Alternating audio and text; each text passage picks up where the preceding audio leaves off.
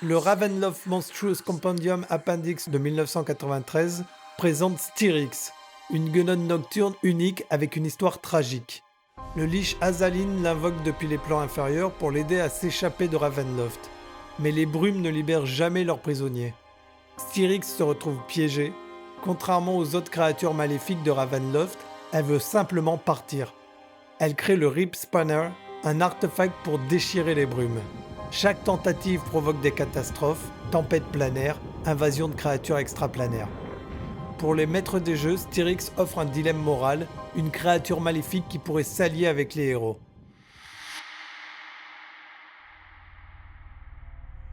Le Monstrous Compendium Annual Volume 1 de 1994 introduit les guenottes spectrales. Quand une guenonne meurt pendant un rituel maléfique, elle revient comme morte vivante. Elle conserve son intelligence et sa malveillance, mais gagne un toucher drainant qui vole les années de vie.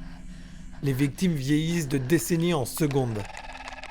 Ces créatures hantent les lieux de leur mort, rejouant sans fin les rituels qui les ont transformés, incapables de trouver le repos. Le supplément Mystara Monstrous Compendium Appendix de 1994 présente la Crone du Chaos, dont le cycle reproductif est particulièrement cruel. Il consiste à s'accoupler avec un humanoïde, dévorer le partenaire immédiatement, abandonner l'enfant à sa naissance, enfant qui semble totalement humain, des parents aimant le recueil puis l'élève, remarquant progressivement des signes déstabilisants, cruauté croissante, mensonges compulsifs, absence d'empathie, et à la fin de l'adolescence, la transformation finale se produit du jour au lendemain. La jeune fille massacre et dévore généralement toute sa famille adoptive comme premier acte de sa nouvelle vie.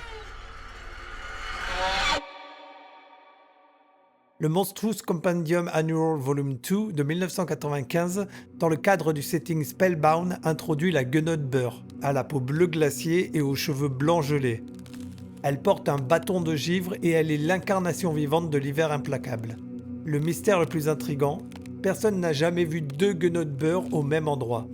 Des théories se construisent alors, peut-être qu'il n'existe qu'une seule beurre, une entité unique responsable de l'arrivée de l'hiver chaque année, voyageant à travers le monde pour apporter le gel et la neige.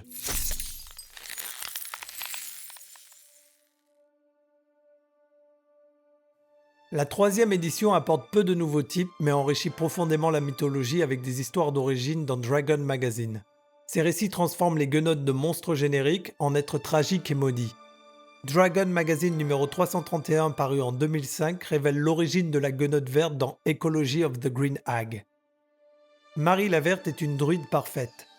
Elle protège sa forêt avec dévotion, parle aux animaux, punit les chasseurs excessifs. Les esprits de la forêt l'adorent, les dieux des bois la favorisent. Puis vient un chasseur, un homme au verbe doux avec des yeux rieurs. Il ne respecte pas les limites sacrées, il chasse où il veut. Marie devrait le terrasser, c'est son devoir sacré, mais elle n'arrive pas à le faire. Quelque chose dans son sourire la fait tomber sous son charme. Une nuit, sous le clair de lune, ils consomment leur amour. Les esprits de la forêt n'apprécient pas du tout et la transforment en la première guenotte verte. Hideuse, tordue, maudite pour toujours à tuer ce qu'elle désire.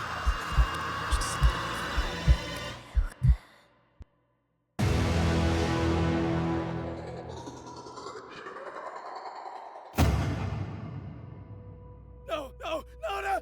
Ah! Elle massacre finalement le chasseur, mais les arbres ne sont pas apaisés.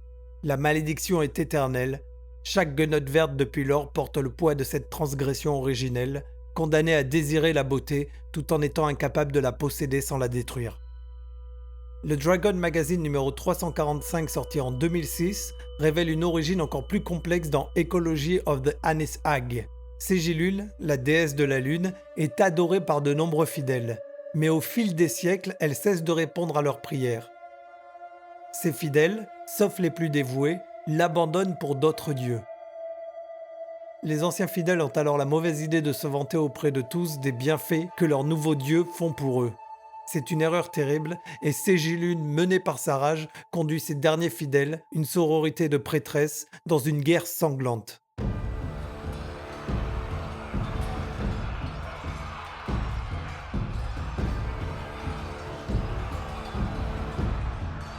Elle massacre les apostats, la fureur de la déesse se déverse dans ce combat, la laissant épuisée, réduite à une vieille femme fatiguée.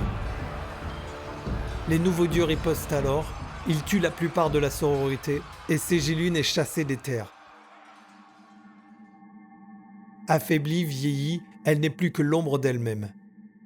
Les survivantes sont maudites, forcées de porter le poids de la rage et de la fureur de leur déesse pour l'éternité. Elles sont transformées en créatures hideuses, les premières guenaudes Anis. Chaque Anis depuis lors porte cette rage divine, cette fureur qui ne peut jamais être apaisée. C'est pourquoi elles sont si brutales, si physiquement violentes. Elles incarnent la colère d'une déesse abandonnée. Les légendes murmurent que Ségilune elle-même erre toujours quelque part dans les ombres, la première et la plus terrible des guenaudes Anis.